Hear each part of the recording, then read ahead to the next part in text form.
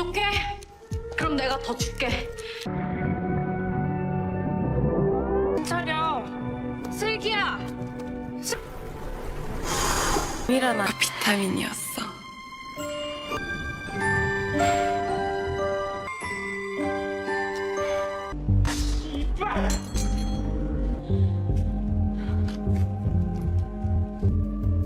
미안해.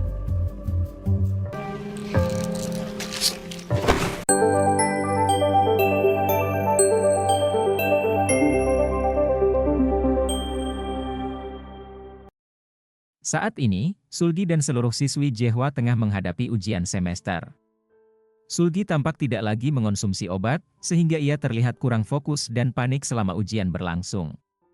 Ketika hasil ujian diumumkan, ia hanya berhasil meraih peringkat ke-20, sementara Jae berada di peringkat ke-15. Seperti yang sudah diduga, peringkat pertama tetap diraih oleh Chaekyeong. Melihat hasil tersebut, wali kelas menyarankan Chaekyeong untuk mengikuti tes masuk ke Fakultas Kedokteran Universitas Korea. Namun, berbeda dengan Chaekyeong, wali kelas meminta Sulgi untuk menyerah terhadap impiannya masuk ke fakultas tersebut. Sementara itu, untuk Jae, wali kelas dapat memahami penurunan drastis nilainya dan menganggap hal itu wajar, mengingat Jae masih dalam masa berduka atas kehilangan kakaknya. Ia pun meminta Jae untuk tetap fokus menghadapi ujian nasional yang akan datang. Sekembalinya ke rumah, Jae berbicara dengan ayahnya dan menyampaikan bahwa ia juga membutuhkan sesuatu seperti yang dimiliki Jena. Ia menginginkan ayahnya memberikannya bocoran soal ujian nasional. Di sisi lain, Sulgi baru saja mengetahui bahwa ibu tirinya telah membeli mobil baru. Hal itu membuatnya merasa tidak senang. Sang ibu tiri kemudian menjelaskan bahwa ia telah menerima uang damai dari pihak ayah Jae dan sudah merasa lelah dengan semua masalah yang terjadi. Ia juga mengatakan bahwa dirinya telah memaafkan ayah Sulgi atas segala tindakannya. Meskipun perkataan itu membuat Sulgi kesal, ia tahu bahwa ia tidak bisa berbuat apa-apa. Malam harinya, Yeri kembali menemui Sun Sim untuk melakukan transaksi obat seperti biasa. Ia mengatakan bahwa beberapa teman sekelasnya sudah tidak lagi mengonsumsi obat itu, sehingga nilai mereka menurun secara drastis. Sun Sim lalu menanyakan siapa yang saat ini menduduki peringkat pertama, dan Yeri menjawab bahwa posisi tersebut diraih oleh Chaekyeong. Mendengar hal itu, Sun Sim langsung teringat bahwa dirinya pernah memberikan fentanyl tempel kepada Chaekyeong saat festival sekolah berlangsung. Mendengar pernyataan itu, Yeri pun mulai memikirkan berbagai kemungkinan. Sementara itu, Sulgi mendatangi tempat penyimpanan abu jena dan memecahkan kacanya dengan maksud mengambil abu jena. Abu yang hendak diambilnya sebenarnya adalah abu sujin. Sayangnya, sebelum ia berhasil melakukannya, alarm berbunyi, dan seseorang petugas segera datang menghampirinya. Di tempat lain, Sun Sim bertemu dengan Chaekyeong dan memberikan obat secara gratis.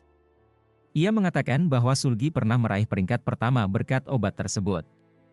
Sun Sim pun menambahkan bahwa jika Chaekyeong ingin mempertahankan posisinya, ia juga harus mengonsumsi obat itu. Sementara itu, Yeri bertemu dengan maminya yang menerimanya bekerja di klub malam. Mami ini memberikan tas bermerek mahal sebagai hadiah ulang tahunnya. Ia juga mengatakan bahwa ada seorang pelanggan di bar yang tertarik pada Yeri. Jika Yeri bersedia melayani pelanggan itu, maka ia berjanji akan menanggung seluruh biaya hidup dan uang sekolahnya. Kini, Yeri harus memutuskan apakah ia akan menerima tawaran tersebut atau tidak. Di sisi lain, ayah Jae akhirnya menemui Sulgi dan memintanya untuk mengembalikan abu tersebut. Namun, Sulgi menolak permintaan itu. Karena hal tersebut, ayah Jae menawarkan bocoran soal ujian nasional kepadanya sebagai imbalan. Sulgi pun dihadapkan pada dilema, apakah ia akan menerima tawaran tersebut atau tetap pada pendiriannya. Setelah itu, Sulgi menemui Jae di tempat di mana Jae biasa berenang. Ia mengungkapkan bahwa ayah Jae telah menawarkan bocoran soal kepadanya. Mendengar hal itu, Jae meminta Sulgi untuk menolak tawaran tersebut. Namun, Sulgi merasa marah dan mempertanyakan alasan Jae memintanya melakukan hal itu. Ia merasa Jae telah berubah dan ingin tahu apa yang sebenarnya sedang direncanakannya. Ia pun menuntut Jae untuk menjelaskan segalanya. Kini, Jae harus memutuskan apakah ia akan mengungkapkan kebenaran kepada Sulgi atau tetap merahasiakannya. Sesampainya di rumah, Jae kembali berbicara dengan ayahnya dan memintanya untuk tidak memberikan bocoran soal kepada Sulgi. Namun, ayahnya justru menanggapinya dengan santai dan mengatakan bahwa hal itu tidak masalah. Baginya, memberikan bocoran soal hanyalah bagian dari persaingan yang sehat. 뭐 어떤 게 더 가치가 있을까? 딴소리 못하게. Keesokan harinya, dengan 100 hari tersisa sebelum ujian nasional, ayah Jae memberikan sebuah amplop kepada Sulgi dan memintanya untuk menunjukkan keseriusannya sebagai bagian dari timnya. Saat membukanya, Sulgi menemukan data lengkap tentang seorang guru matematika bernama Pak Minho. Dari data tersebut, ia mengetahui bahwa Minho memiliki hobi mengoleksi karya seni dan merupakan anggota komite penyusun soal ujian nasional. Di dalam amplop itu juga terdapat beberapa foto yang menunjukkan Minho tengah membawa banyak koleksi seni. Setelah membaca keseluruhan data tersebut, Sulgi akhirnya memahami apa yang sebenarnya diinginkan oleh ayah Jae. Sulgi menyadari bahwa satu-satunya cara untuk memeras Minho adalah dengan menggunakan foto-foto yang dimilikinya. Ia berpikir bahwa dengan gaji seorang guru, mustahil baginya untuk membeli semua koleksi seni tersebut. Karena itu, tanpa ragu, ia segera menemui Minho dan menyerahkan sebuah amplop. Dari kejauhan, seseorang diam-diam mengabadikan momen pertemuan mereka melalui kamera. Saat Minho membuka amplop itu, ekspresinya langsung berubah. Ia terkejut melihat foto-foto dirinya di dalamnya dan segera mempertanyakan maksud Sulgi serta apa yang sebenarnya diinginkannya. Di tempat lain, Chae-kyung tengah menunggu giliran untuk mengikuti wawancara seleksi masuk Fakultas Kedokteran Universitas Korea. Ia merasa gugup dan akhirnya memutuskan untuk pergi ke toilet agar bisa menenangkan diri. Di dalam toilet, ia melakukan masturbasi, berharap cara itu bisa sedikit meredakan ketegangannya sebelum menghadapi wawancara penting tersebut. Keesokan harinya, di sekolah, Sulgi menjalankan tugasnya sebagai ketua kelas dengan membagikan formulir pendaftaran ujian masuk perguruan tinggi kepada seluruh siswi. Saat siswa-siswi sibuk mengisi formulir tersebut, Chae-kyung mengecek pengumuman hasil seleksi masuk Fakultas Kedokteran Universitas Korea. Namun, ia mendapati namanya tidak tercantum dalam daftar penerima jalur wawancara, membuatnya merasa kecewa. Sementara itu, Yeri tengah melihat ponselnya dengan wajah kesal. Sebuah artikel dengan foto yang diburamkan muncul di layar, menyebutkan bahwa seorang siswi SMA Jehwa yang bekerja di klub malam tengah dicari. Yeri merasa tersinggung dengan artikel tersebut dan kesal karena namanya bisa saja terseret. Saat semua siswi selesai mengisi formulir, mereka menyerahkannya kepada Sulgi. Namun, tanpa diketahui siapapun, Sulgi diam-diam membuang salah satu formulir. Meskipun tidak ada yang tahu milik siapa formulir yang ia buang itu, di sisi lain, Yeri kembali menjalankan aktivitasnya menjual obat-obatan di sekolah. Setelah meletakkan obat di tempat yang telah disepakati, ia bersembunyi untuk mengintai siapa yang akan mengambilnya. Ternyata, orang yang mengambil obat tersebut adalah Chae-kyung. Melihat hal itu, Yeri langsung mendekati Chae-kyung dan merebut obat tersebut darinya. Chae-kyung yang merasa kesal menegur Yeri dan menyindirnya yang bersikap seolah-olah lebih baik darinya. Ia mengatakan bahwa Yeri tidak perlu berpura-pura suci. Mendengar itu, Yeri langsung menuduh Chae-kyung sebagai orang yang telah menyebarkan artikel tentang siswi SMA Jehwa yang bekerja di bar. Namun, Chae-kyung membantah tuduhan tersebut dan mengatakan bahwa dirinya bukanlah orang seperti Yeri, yang hidup dengan menjual rahasia orang lain. Pertengkaran pun terjadi di antara keduanya. Yeri yang emosi langsung menghancurkan obat tersebut dan memperingatkan Chae-kyung agar tetap diam jika masih ingin mengikuti bimbingan belajar rahasia. Di saat yang sama, Sulgi kebetulan melewati tempat itu dan mendengar percakapan mereka. Ia merasa bingung dengan ucapan Yeri, tetapi baik Yeri maupun Chae-kyung memilih untuk tidak menjelaskan apapun.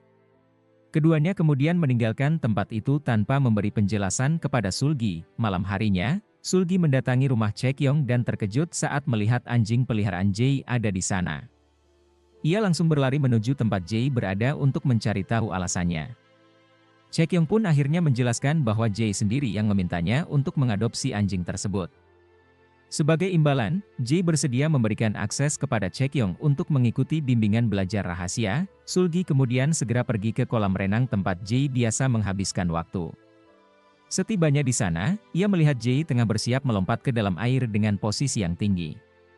Dengan cemas, ia memanggil Jae, tetapi Jae hanya menoleh dan tersenyum kepadanya. Pikiran Sulgi kembali ke kejadian sebelumnya. Saat itu, ia mendatangi Jae ke kolam renang dan bahkan sengaja melompat ke dalam air agar Jae mau berbicara dengannya. Jae yang mengetahui bahwa Sulgi tidak bisa berenang, segera menyelamatkannya. Setelah Sulgi siuman, ia menyampaikan dugaannya bahwa Jae sengaja mendapatkan nilai rendah di ujian sebelumnya agar bisa meminta bocoran soal dari ayahnya. Ia mengira bahwa itu adalah cara Jae untuk membalas dendam terhadap ayahnya. Jae kemudian bertanya alasan Sulgi tetap menerima tawaran dari ayahnya meskipun sudah mengetahui rencananya. Sulgi tidak langsung menjawab, tetapi ia mengajak Jae untuk bekerja sama lagi. Jae akhirnya memberitahu Sulgi secara diam-diam bahwa mereka harus menjalankan rencana B, karena tampaknya ayahnya melakukan sesuatu yang berbeda dari tahun sebelumnya. Tahun ini, ayah Jae telah mengirim perawat kepercayaannya dari pusat medis Jae untuk masuk ke dalam tim komite penyusun soal ujian nasional. Untuk saat ini, Sulgi dan Jae hanya bisa berkomunikasi secara tertutup sambil menyusun langkah selanjutnya dalam rencana mereka. Sulgi dan Jae saling berkomunikasi melalui surat. Dalam suratnya, Jae menyampaikan bahwa Sulgi sebenarnya tidak membutuhkan bocoran soal ujian, karena ia yakin Sulgi akan berhasil dalam ujian nasional dan diterima di Universitas Korea seperti yang diimpikannya. Selain itu, sebuah fakta mengejutkan pun terungkap, formulir pendaftaran ujian yang kemarin dibuang oleh Sulgi ternyata adalah miliknya sendiri. Jae yang melihat kejadian itu diam-diam mengambil formulir tersebut dan menyerahkannya kembali ke kantor guru. Jae juga mengungkapkan bahwa obat yang ia berikan kepada Sulgi selama ini hanyalah vitamin. Setelah mengetahui semua ini, Sulgi merasa terharu. Ia semakin yakin bahwa persahabatannya dengan Jae adalah hubungan yang tulus. Tak lama kemudian, Sulgi kembali bertemu dengan Sun Sim. Dalam pertemuan itu, Sun Sim mengaku bahwa dialah yang telah menyayat ban mobil ibu tiri Sulgi atas perintah ayah Jae. Mengetahui hal ini, Sulgi justru menawarkan kerja sama baru kepada Sun Sim. Ia memberikan daftar pelanggan VIP yang biasa membeli obat dari Jae, orang-orang kaya yang bisa mendatangkan banyak keuntungan bagi Sun Sim. Adegan kemudian berpindah ke 1 hari sebelum ujian nasional, tepat di lokasi pembuatan soal ujian. Mingho sedang bermain bola bersama timnya, tetapi tiba-tiba ia pura-pura terjatuh. Segera, seorang perawat dari pusat medis Jae datang untuk merawatnya. Saat mereka hanya berdua di dalam klinik, Mingho memberikan bocoran soal ujian kepada perawat tersebut. Perawat itu segera memasukkan soal ke dalam sebuah kapsul, tetapi tiba-tiba, ia menyayat betis Mingho begitu saja. Mingho yang kesakitan langsung berteriak, membuat para penjaga berdatangan. Perawat itu lalu meminta para penjaga untuk segera memanggil ambulans dari rumah sakit. Segeralah ayah Jae berangkat ke lokasi pembuatan soal ujian bersama dengan ambulans. Ketika petugas di sana tengah memeriksa tas medis yang dibawa ayah Jae, perawat secara diam-diam memberikan bocoran soal ujian kepadanya. Namun, tanpa mereka sadari, kejadian ini disaksikan oleh Sun Sim yang telah menyamar sebagai sopir ambulans. Di dalam ambulans itu, ternyata ada Sulgi juga. Sebelumnya, Sulgi telah memberitahu Sun Sim tentang rencana ayah Jae mencuri soal ujian. Karena itulah, mereka mencuri ambulans untuk mendapatkan bocoran soal tersebut. Kini, Sun Sim membawa ayah Jae ke sebuah hutan dan mengancamnya dengan pisau, sementara Sulgi mengambil kapsul yang berisi bocoran soal ujian. Namun, di saat yang sama, Jae tiba-tiba muncul dan meminta Sulgi menyerahkan kapsul tersebut kepadanya. Bukannya menurut, Sulgi malah langsung menelan semua kapsul itu. Melihat hal itu, Jae tanpa ragu mendekati Sulgi dan langsung membiusnya. 미안해. Adegan berpindah ke ruang operasi, di mana Sulgi tengah terbaring menunggu prosedur dilakukan. Ponsel Sun Sim terus dibanjiri pesan dari para pelanggan yang menuntut bocoran soal ujian. Karena merasa terdesak, Sun Sim kembali mengancam ayah Jae, memaksanya segera mengoperasi Sulgi untuk mengeluarkan kapsul tersebut. Namun, dengan santai, ayah Jae menolak melakukannya. Dalam situasi yang semakin genting, Jae akhirnya mengajukan diri untuk melakukan operasi. Meski terdengar gila, ia benar-benar melakukannya. 8 jam sebelum ujian nasional dimulai, Jae berhasil mengeluarkan kapsul dari tubuh Sulgi. Saat Jae hendak membaca isi bocoran tersebut, Sun Sim tiba-tiba merebutnya. Di luar ruang operasi, sudah berbaris para pelanggan Sun Sim yang siap membeli bocoran soal ujian. Di antara mereka, Chaekyong dan Ara juga ada di sana, menunggu giliran mereka. Saat Jae menunggu Sulgi siuman, ayah Jae tiba-tiba mendatanginya dan memberikan sebuah kapsul. Ternyata, kapsul itu berisi bocoran soal ujian yang asli. Tentu saja hal ini membuat Jae merasa kesal karena ayahnya hanya ingin mengujinya dan menyalahkan semua ini ke Jae. Keesokan paginya, saat ujian nasional dimulai, Ara dan Chaekyong mengalami tekanan luar biasa. Mereka panik karena soal ujian yang mereka kerjakan ternyata berbeda dengan bocoran yang mereka beli dari Sunsim. Sementara itu, Sulgi tidak datang ke ujian karena masih belum siuman. Setelah ujian selesai, Yeri dan Chaekyong keluar melalui pintu belakang sekolah. Saat itu, Mami Yeri tiba-tiba muncul dan langsung menangkap Yeri, lalu menyeretnya untuk kembali bekerja di bar. Yeri sebenarnya menolak ajakan tersebut, tetapi maminya terus memaksanya. Melihat hal itu, Chaekyong segera menghentikan mami tersebut dengan menyebutkan aturan hukum yang ia ketahui. Akhirnya, Yeri pun dibebaskan. Setelah itu, Yeri dan Chaekyong mengobrol bersama. Yeri mengatakan bahwa ia sudah berhenti bekerja di bar karena tidak ingin menyerahkan tubuhnya hanya demi uang. Chaekyong terkejut mendengar bahwa Yeri masih perawan.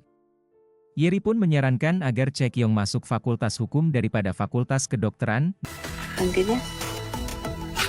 Di tempat lain, Sunsim akhirnya dikepung oleh para konsumennya yang merasa tertipu karena bocoran soal ujian yang ia jual ternyata salah. Kita lalu dibawa ke 3 minggu kemudian, di mana Jae diwawancarai oleh media karena berhasil meraih nilai sempurna dalam ujian nasional.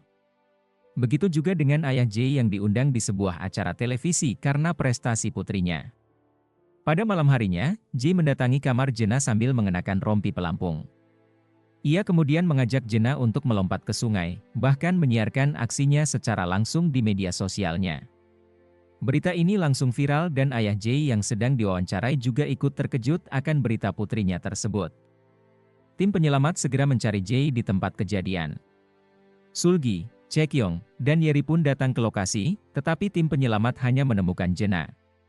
Frustrasi, Sulgi berteriak-teriak meminta tim penyelamat agar terus mencari Jae. Setelah itu, terungkap bahwa saat Jae melakukan operasi pada Sulgi, ia telah merekam semuanya dan bahkan menyiarkannya untuk membongkar kejahatan ayahnya.